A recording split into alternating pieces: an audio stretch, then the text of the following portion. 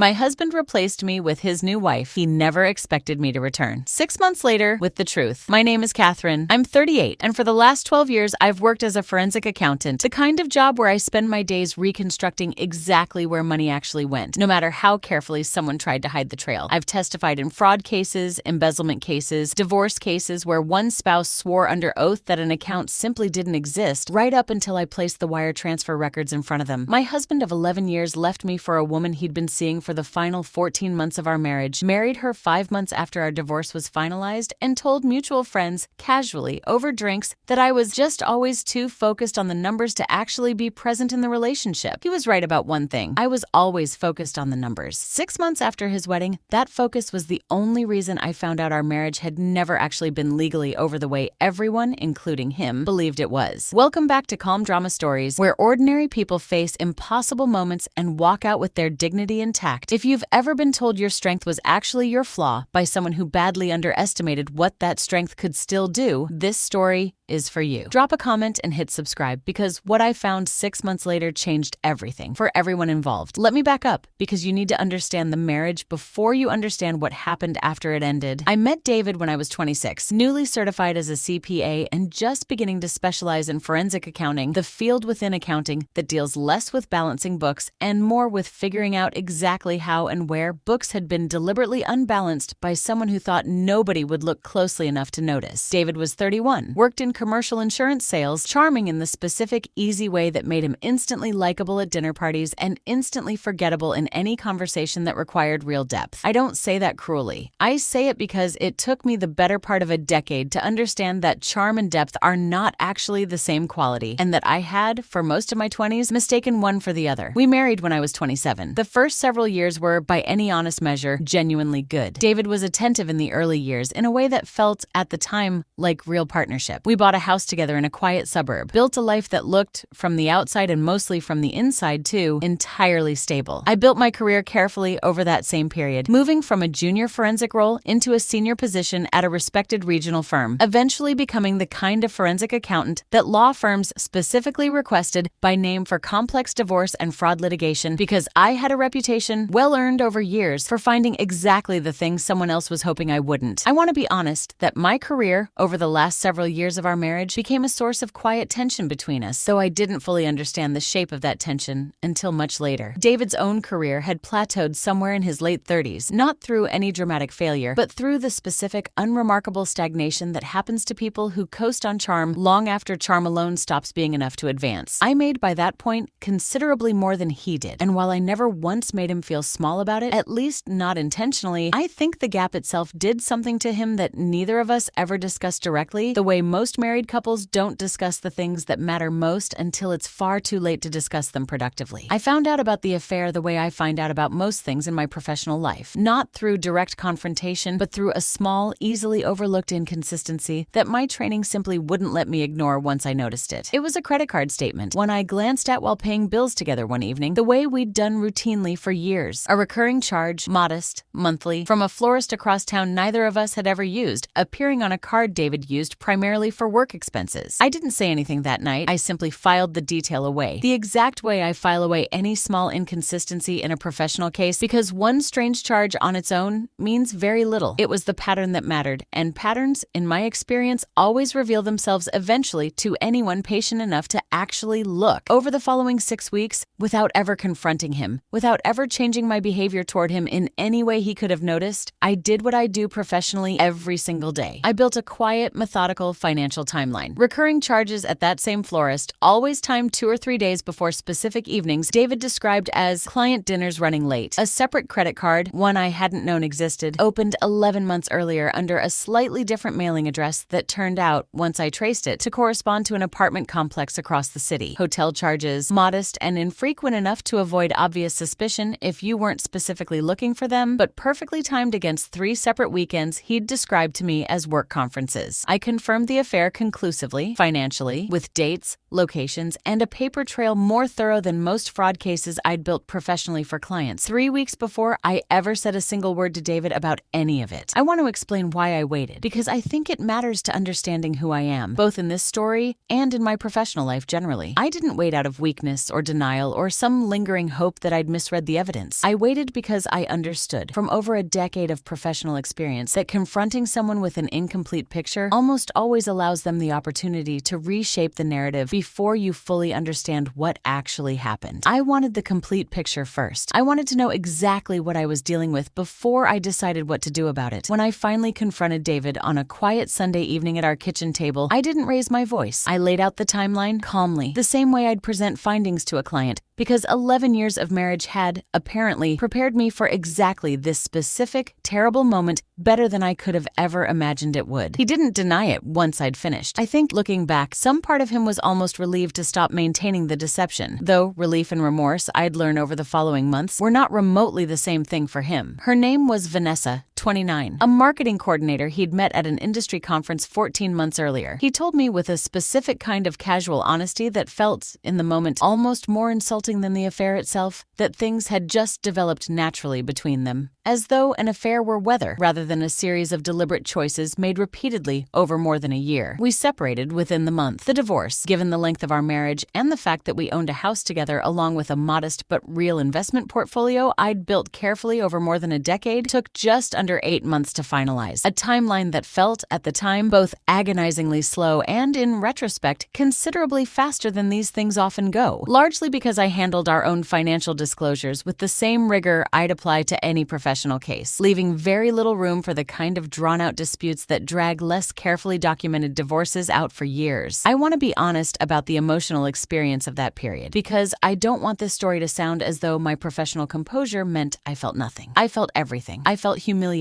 and grieving and, at moments, genuinely furious in a way that had nowhere productive to direct itself except into the meticulous, controlled work of dividing a life I'd spent over a decade building. What got me through it, more than anything else, was exactly the discipline my career had built into me over years. The understanding that emotion and evidence are not enemies of each other, but that emotion, left completely unstructured, tends to make people careless in exactly the moments they most need to be careful. The divorce finalized. I kept the house, David took his portion of the investment portfolio along with his own retirement accounts, and we went, as the legal paperwork formally described it, our separate ways. David married Vanessa 5 months after our divorce was finalized. I found out through a mutual friend, Ellen, who called me, hesitant and apologetic, to let me know before I saw it on social media from someone less careful about how they delivered the news. I remember sitting with that information for a long moment, testing how it actually felt against how I'd expected it might feel, and finding, somewhat to my own surprise, that it landed less like a fresh wound and more like a distant, dull confirmation of something I'd already fully processed months earlier. What landed harder, a few weeks later, was something else entirely. The specific comment David apparently made to a group of mutual friends at his own wedding reception, relayed to me later, again through Ellen, who I think felt genuinely uncomfortable being the one to pass it along, but believed correctly that I'd rather hear it from her than stumble onto it secondhand from someone with less care about how they said it. David had told people, with what Ellen described as a kind of easy, self-satisfied humor, that his marriage to me had failed because I was always too focused on the numbers to actually be present. That Vanessa understood, in a way I apparently never had, how to actually show up for a relationship instead of just auditing it. I want to be honest about how that specific comment affected me, because I think it matters to understanding everything that happened afterward. It wasn't the infidelity itself that stung the most, 6 months removed from the divorce. It was the casual public rewriting of our entire 11-year marriage into a story where my professional discipline, the same discipline that had in fact built the financial stability our entire life together had rested on, became the explanation for his own choices, delivered with a laugh, to an audience of people who'd known us both for years and had no reason to question the framing. I didn't respond publicly. I didn't call mutual friends to correct the narrative. I went back to my work, which had, throughout the entire divorce, remained the one part of my life that had never once wavered in demanding my full, careful attention, and I let the comments settle into the same quiet, patient place where I let most things settle before I decide what, if anything, to do about them. The truth I eventually uncovered 6 months after David's wedding didn't begin with any deliberate investigation into his new marriage. I want to be completely honest about that because I think it matters to the actual integrity of this story. I wasn't hunting for something to use against him. I was doing my job, the same job I'd done for over a decade on an entirely unrelated case, when a name surfaced that stopped me cold at my own desk. I'd been retained by a law firm handling a complex commercial fraud case involving a regional insurance brokerage, tasked with tracing a pattern of misappropriated client funds across several years of transaction records. It was routine work for me, the kind of forensic accounting case I'd handled dozens of times before, methodical and unremarkable right up until I reached a section of the transaction history that required me to cross-reference employee records against a list of authorized account signatories going back several years. David's name appeared on that list, not as a suspect in the fraud itself. His involvement,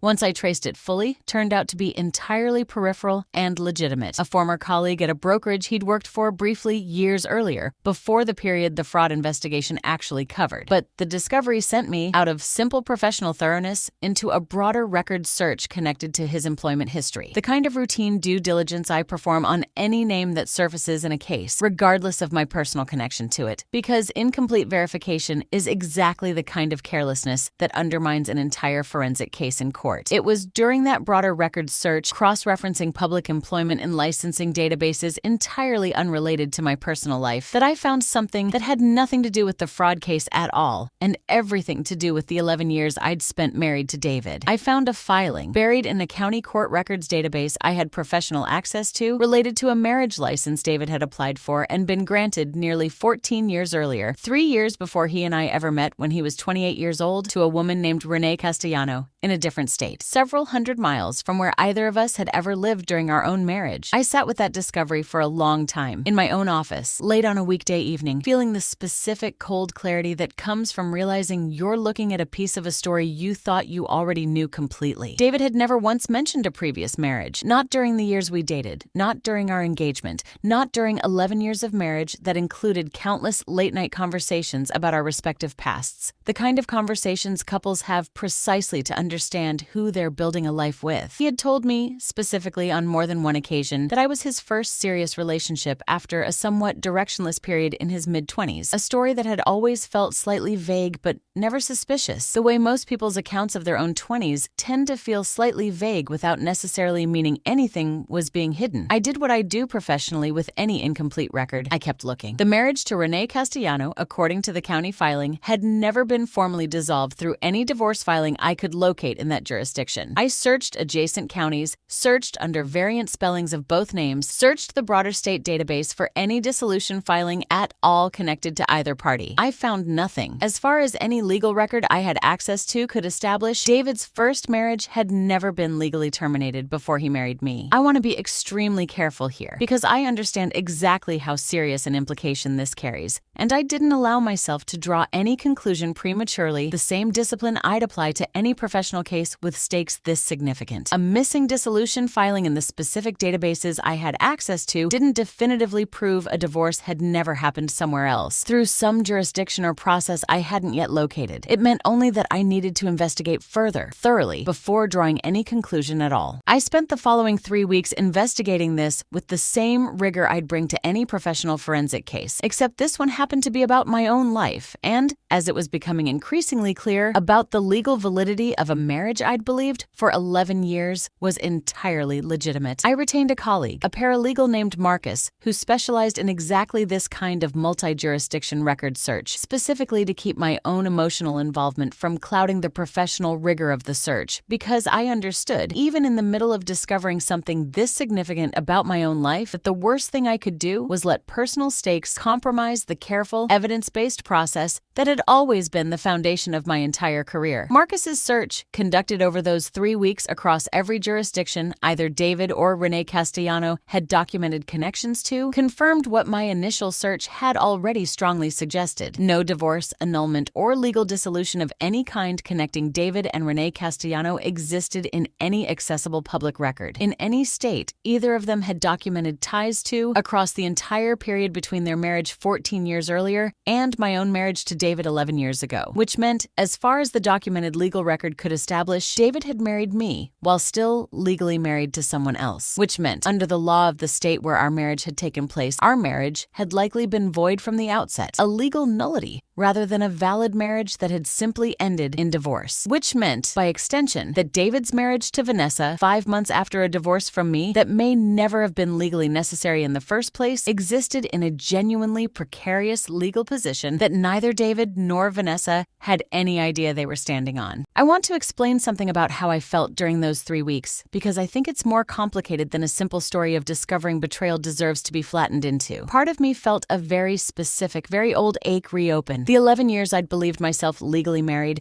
the wedding I remembered so clearly, the anniversaries we'd celebrated, the entire legal and emotional architecture of a marriage that may never have actually existed in the way I'd believed it did. That grief was real, and I want to be honest that I didn't process it instantly or cleanly. But underneath that grief, something else was present too. Something closer to the same cold, focused clarity I feel at work when a case that seemed murky suddenly resolves into a documented, undeniable pattern. David had built an entire second life on top of a legal foundation he either knew was compromised or had never bothered to properly verify. Either possibility revealing something about him that 11 years of marriage apparently hadn't fully shown me. And he had done it both times with women who had no idea the ground beneath the relationship they believed was legally solid might not be solid at all. I decided at that point that I needed to know the actual truth, not just the documentary record of what appeared to be missing, but the real story of what had actually happened between David and Renee Castellano 14 years earlier, because I understood that a missing record in a public database doesn't automatically mean a divorce never occurred. Sometimes it means a dissolution happened through a process or in a jurisdiction that simply hadn't been properly indexed into the databases I had access to. I found Renee Castellano's current address through the same professional channels I use to locate witnesses and parties in any forensic case. She was living 14 years later in a small city several states away, and I want to be honest that reaching out to her was one of the more difficult professional decisions I've made in my career, precisely because this case wasn't actually a professional case at all. It was my own life, and I was about to have a conversation with a woman I'd never met about a marriage neither of us had known the other existed for. I called her on a Tuesday evening, introduced myself carefully, explained who I was and why I was calling with as much clarity and as little alarm as I could manage, and asked her directly whether she and David Whitfield had ever formally divorced. There was a long silence on the line before she answered, and when she finally spoke, her voice carried a specific, weary recognition that told me, before she said another word, that I wasn't the first woman to ever call her with a question like this. "We were married for about 2 years, she said. It ended badly. He left, essentially disappeared, moved states without ever telling me where he'd gone. I filed for divorce myself about a year after he left, but I couldn't locate him to properly serve the papers, and the filing was eventually dismissed for lack of service after I couldn't afford to keep pursuing it through a process server who couldn't find him. I always assumed honestly that he'd handled it properly on his end eventually, wherever he ended up. I hadn't thought about any of this in years." I asked her the question that mattered most, as gently as I could manage. "Did you ever remarry?" "No," she said. "I never did. I always figured technically we were probably still married, somewhere on paper, but it never came up in any way that mattered to my own life. I moved on. I just never formally closed it out, because there didn't seem to be a reason to spend the money chasing down a man who clearly didn't want to be found." I sat with that answer for a long moment after we hung up, understanding fully, finally, the complete shape of what David had actually done. He hadn't divorced Renee before marrying me. He had simply left, moved states, and built an entirely new life as though the first one had never happened, apparently confident enough that nobody would ever look closely enough to find the gap. He had done the same thing essentially at the end of our marriage too, not in the identical way, since our own divorce had been properly, legally finalized this time, but in the same underlying pattern of moving forward into a new relationship without ever fully, honestly accounting for what came before it. I want to be honest about what I decided to do with this information, because I think the decision matters more than the discovery itself. I did not decide to expose this publicly, dramatically, or vindictively. I decided instead to do exactly what over a decade of forensic accounting had trained me to do with any significant finding: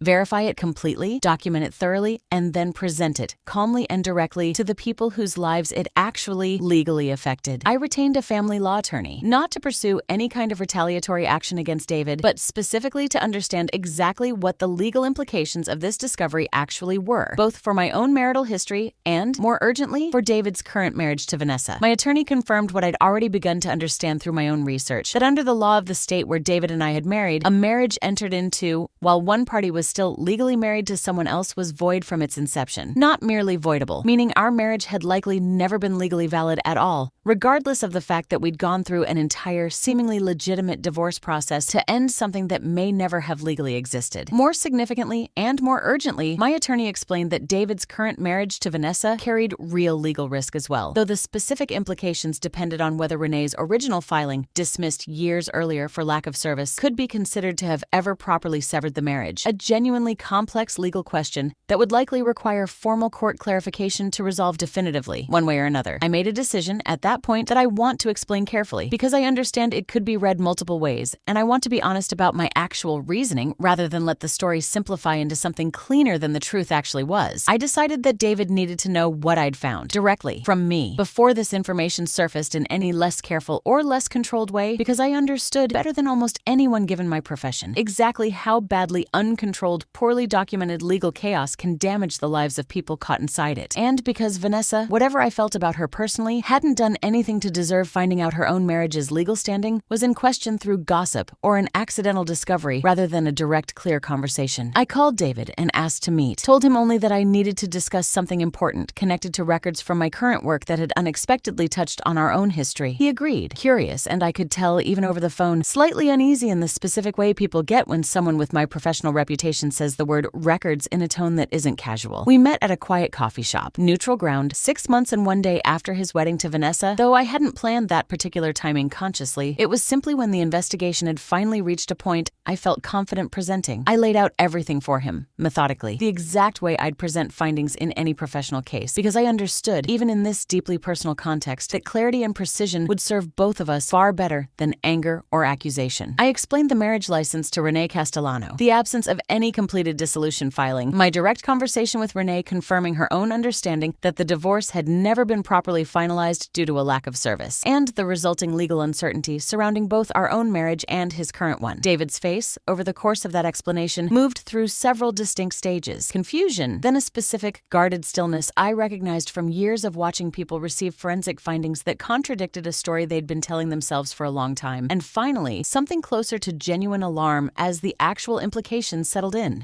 "I thought that was handled," he said quietly, and I understood, watching him say it, that this wasn't entirely a lie, but also wasn't entirely honest. "I thought Renee filed everything years ago. I never actually confirmed it went through. I just assumed, when I never heard anything more, that it was done." "You assumed," I repeated, "for 14 years, across 2 marriages, without ever once verifying it." He didn't have an answer to that, because there wasn't a good one to give. I want to be clear about what happened next, because I think it's the part of this story that actually matters most, more than the discovery itself. I didn't use this information to punish David, or to publicly humiliate him, or to extract anything from him beyond what was already legally, factually true. I told him, directly, that this needed to be resolved properly and immediately, that he needed to work with an attorney to formally, legally clarify and resolve the status of his marriage to Renee, retroactively if necessary through the court, and that he needed to tell Vanessa the truth immediately, before this uncertainty had any chance of affecting her own life, her own legal protections, or any decisions she might make believing her marriage carried a legal standing that was currently, factually, in question. He asked me, at one point during that conversation, with what sounded like genuine confusion beneath the alarm, why I was telling him this at all, rather than simply letting the situation remain unresolved, unknown, a problem that would only ever affect him and not me directly. I told him the truth, the same truth that had guided my entire career for over a decade, because I don't let incomplete or inaccurate records stand, David, in my professional life or anywhere else, regardless of how convenient the gap might be for someone, and because Vanessa deserves to know the actual legal reality of her own marriage the same way I would have wanted to know mine 11 years ago, before I built an entire life on top of something I didn't fully understand. What happened in the months that followed unfolded largely outside my direct involvement, though I learned most of it eventually, partly through the formal legal process my own attorney remained connected to, and partly, more informally, through Ellen, who continued, somewhat reluctantly, to serve as the connective thread between my life and the social circle David and I had once shared entirely together. David did retain an attorney and did pursue formal court clarification of his marriage to Renee, a process that eventually resolved with the court retroactively recognizing the marriage as properly terminated based largely on Renee's own testimony confirming her original intent to divorce and the specific circumstances that had prevented proper service at the time. It was, in the end, resolvable, but only because it was actively, formally addressed rather than left as an unverified assumption the way it had apparently sat, quietly, for 14 years. David did tell Vanessa the truth, though I learned through Ellen that this conversation had been considerably more difficult than the one he and I had, in large part because Vanessa, understandably, felt the specific kind of betrayal that comes not from infidelity, but from discovering that a foundational fact of her own marriage had been left entirely unverified by the person who should have verified it years before ever proposing to her at all. Their marriage, from what I understand, survived the immediate crisis, though Ellen described it months later as noticeably more strained than it had appeared at the wedding.